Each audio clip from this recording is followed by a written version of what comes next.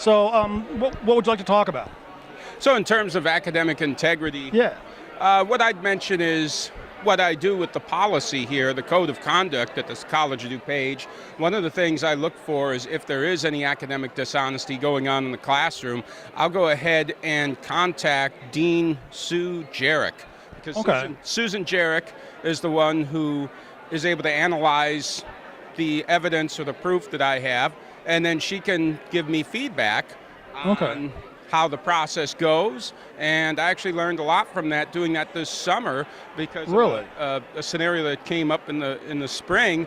There were a couple scenarios that came up, and I said, Sue, how does this look? Does this look like something that could be presented? I presented what my thoughts were. She looked at it. She got back to me after she talked to the students, and she said, yes, some of this is founded, some of it is not, but based on what we've reviewed, the college feels that this is an academic dishonesty code of conduct violation, and therefore we can move forward with this. And so it was a new thing for me, because I've seen, once in a while students might be trying to do something, maybe look in their book or something, and then if I see that they're going in that direction, I can go up to them before they even begin to do that, and I could say, remember, it's a closed book test, you can't open it. Okay. But this is something different. This could be where material is being submitted that is not their own. Someone else's, they've taken someone else's material and submitted it, or it could be where they have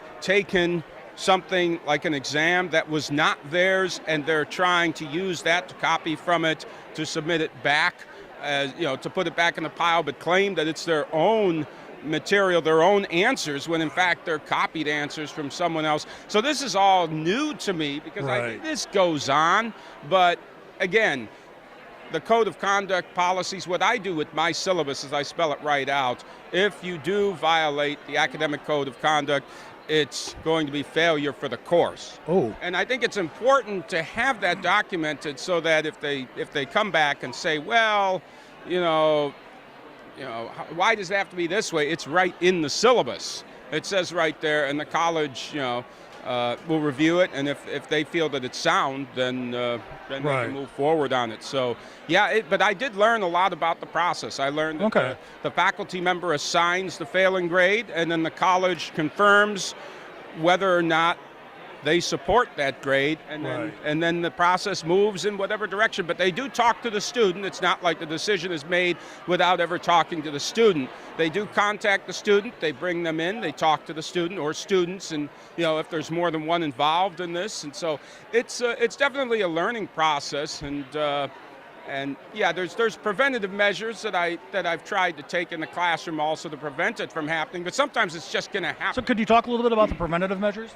So one of the things I do, and I don't do this with all the exams, but sometimes what I'll do is I'll have it where the last 5 minutes of the exam, I have it open notes, open book. And the reason I do that is because if the student hasn't learned the material in 16 weeks, they're not going to learn it in 5 minutes. It's not going to save their grade it's not going to make their grade go up. What it's going to do is prevent them from wrecking their grade. So let's say How so? Well, you ever been on an exam where you get frustrated because you know the answer to a question, you just can't remember it, so you start pounding your fist on the desk, you're thinking, I don't want to move to the next question, I can get it, and you can't figure it out, so you waste 20 minutes, then you're angry, you're frustrated, you ruin the exam. If you could have just looked in your book, if you really do know it, you'll find it in a couple minutes. So if you have 5 minutes, you'd find it. So that's really interesting. But if you don't know it, you're not going to learn it in 5 minutes. So it will not make your grade go up, but it will prevent your grade from being ruined because of just a little bit of a lapse, and therefore your frustration goes down. So again, some faculty might not find this to be a policy they want to use, but what it does is if you have this policy, then you don't have to concern as much, I won't say not all, but as much about them looking at their notes, because they know they can look it up in the last 5 minutes, so they're not as likely to cheat during the exam, because okay, you know what, I can peek at the notes the last 5 minutes. And again, it doesn't boost their grade.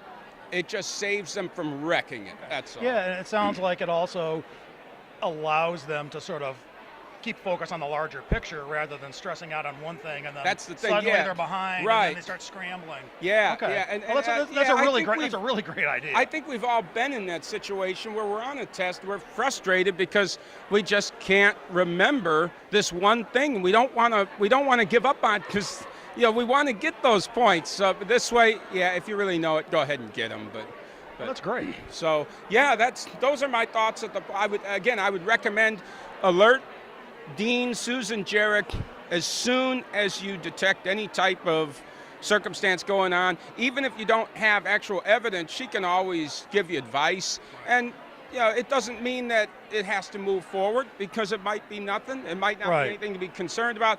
But I didn't know how the policy worked. So I've been here 12 years, but until you actually try and use the policy, it's your first time. So I found her to be a very reasonable, very knowledgeable, person to interact with, administrator here. I think she had some really good feedback for me and was able to point out a lot of things that I didn't know, and so I'd recommend that. And I also, on the first day of class, I tell the students, this is the policy that's in place. So I point it out in the syllabus. It's documented clearly. So I think if you point it out in the syllabus, if you say it on the first day, and then if you bring it to Sue's attention, again, it doesn't mean that it's going to be like a witch hunt. That's not Right. what's going to happen. I'm not trying to suggest that we go out and try and look for people to bring to the hanging tree or anything. It's not meant to be like that. It's just if something pops up, it's usually a big red flag. It's not Right. you don't have to look for it.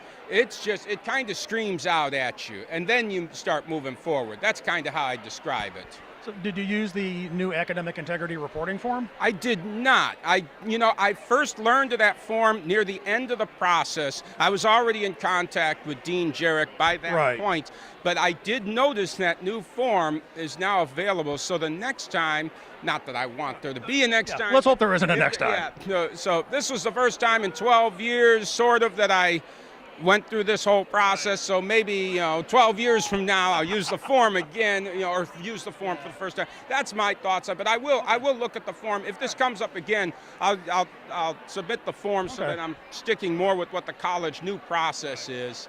It's just getting started.